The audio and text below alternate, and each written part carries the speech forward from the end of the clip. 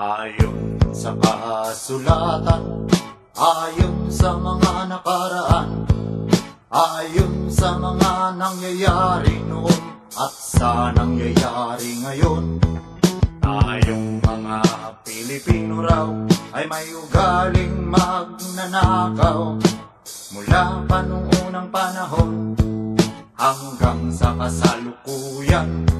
Ito kaya'y totoo, ito kaya'y nangyayari, ito kaya'y nangyayari noon, nangyayari din kaya ngayon. Ito kaya'y dahil na rin sa ating katamaran, hindi tapat sa gawain at sa iba'y nakikinabang. Tingnan mo ang iyong sarili, suriin mo ang iyong ginagawa.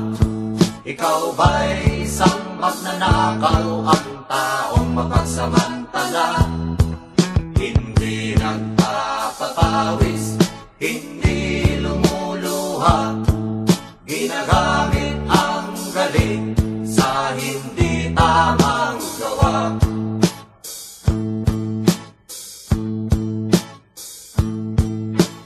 Ang magnanakaw ay mapagsamantala, magaling magkunwari, madaling makilala, balat kayong ginagamit kahit hindi sa pirata.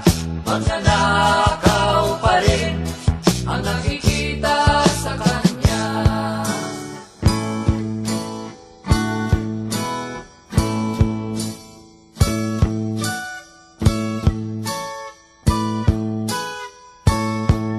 May nagnanakaw ng oras, talino at pawis, pati ang galing, kung minsa'y ninanakaw din. Ano kaya ang dapat gawin? Ngayong alam na natin, dahil na rin ba sa katamaran, hahayaan na lang ba natin?